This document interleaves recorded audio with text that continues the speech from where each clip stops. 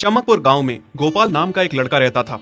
उसकी सौतेली माँ और बाप ने उसे घर से निकाल दिया था। उसकी सौतेली माँ ने सब कुछ अपने और अपने बच्चों के नाम पे कर रखा था और गोपाल को हिस्से के नाम पे 3 गायें दे रखी थी। गोपाल पढ़ा लिखा तो बहुत था, पर नौकरी ना मिलने के कारण उसने सोच लिया था कि वो अब उन तीनों गायें की खूब देख रेख करके उनसे जो दूध मिलेगा उसे बेच के अपना कारोबार चलाएगा।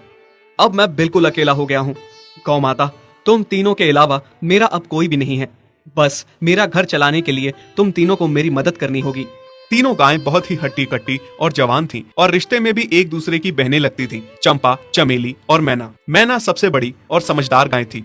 चंपा गर्भवती थी और चमेली को अभी अभी बच्चा हुआ था। वो दूध दे रही थी, जिसके दूध को बेच के गोपाल का थोड़ा बहुत घर चल रहा था। पर गोपाल को अब चंपा और मैना पे पूरा भरोसा था कि जब उनका बच्चा हो जाएगा तो वो खूब दूध देने लगेंगी और जिससे उसका कारोबार अच्छे से सेट हो जाएगा। देखा चमेली बहन, हमारे मालिक को कितनी उम्मीदें हैं हम तीनों से। हाँ चंपा, सुना मैंने, मालिक ने हमसे कितनी सारी उम्मीदें लगा रखी हैं। और उम्मीद रखे भी क्यों ना, कितना समय खर्च करते हैं मालिक हम पे और कितनी सेवा करते हैं हमारी, कितना खिलाते पिलाते हैं हमें।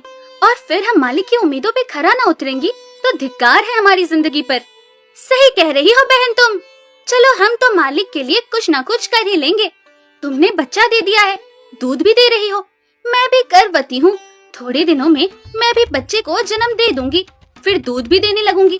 लेकिन इस मैना दीदी को देखो, हम दोनों से बड़ी हैं, एक बार भी बच्चा ना दे पाई आज तक। क्या इसका फर्ज नहीं बनता मालिक के लिए कुछ? ये तो बड़ी हैं, हमसे ज्यादा इसको मालिक के लिए करना चाहिए था, लेकिन हम छोटी होकर इतना सोच रहे हैं। तुम दोनों ऐसा क्यों कह रही हो? क्या गलत कह रहे हैं हम? सही तो कह रहे हैं। कितने सालों से बांझ पड़ी हो तुम। ऐसा कैसे कह सकती हो तुम? बच्चा देना ना देना मेरे हाथ में थोड़े ना है। मैं भी तो माँ बनना चाहती हूँ ना। मैं भी चाहती हूँ कि दूध दूँ और मालिक को मेरे दूध से कुछ फायदा हो। अरे तुम क्या बच्चा दोगी जो इतने सालों से नहीं दे पाई? तुम ये ख्वाब लेना बंद करो कि तुम बच्चा दोगी और तुम्हारे दूध से मालिक को कोई फायदा होगा। दोनों छोटी बहनें बड़ी बहन मैना की बेबसी का मजाक उड़ाती हैं और उस पे हंसती हैं। इस बात से मैना बहुत दुखी होती है और रोती है कि उसी की बहनें उसको दिलासा देने की बजाय उसे ताने मार रही हैं, उसका मजाक उड़ा रही हैं। फिर एक दिन गोपाल का पड़ोसी उससे कहता है, अरे गोपाल, तुम्हारी 2 गायें तो ठीक है, एक गाय का क्या है? उससे तुम्हें कोई फायदा नहीं है, बेच क्यों नहीं देते उसे? अरे नहीं नहीं भाई साहब, बेचना क्यों उसे? अभी बच्चा नहीं दे रही तो क्या पता कल वो बच्चा दे दे। कोई भी काम जल्दबाजी में नहीं करना चाहिए। अरे नहीं गोपाल, मेरे कहने का ये मतलब था कि तुम्हें अपना कारोबार जल्द खड़ा करने की जरूरत है, क्योंकि तुम्हारे घर वालों ने तुम्हारे साथ जो कुछ भी किया वो बहुत गलत था। अब तुम्हें जो भी करना है अकेले ही करना है। आगे शादी भी तो करनी है तुम्हें, उसके लिए भी खूब पैसा कमाना पड़ेगा। जब तुम्हारी सारी गायें दूध देंगी तभी तो कारोबार अच्छा चलेगा ना। हाँ, बात तो तुम सही कह रहे हो भाई।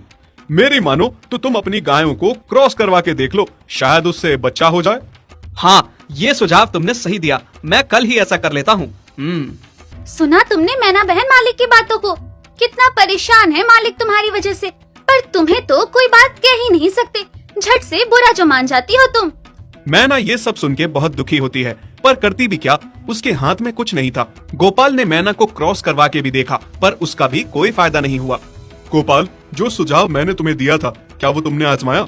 हाँ भाई, वो भी करके देख लिया, पर उसका भी कोई असर ना हुआ।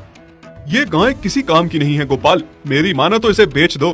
मैं सोच रहा हूँ एक बार फिर से क्रॉस करवा के देखता हूँ, शायद कोई बात बन जाए। देख लो, पर मुझे नहीं लगता। देखा, इन लोगों को भी पता चल गया तुम बच्चा नहीं दे सकती, तुम बांझ ही रहोगी।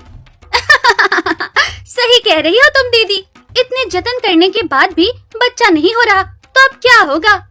गोपाल मैना को एक बार फिर से क्रॉस करवा लेता है।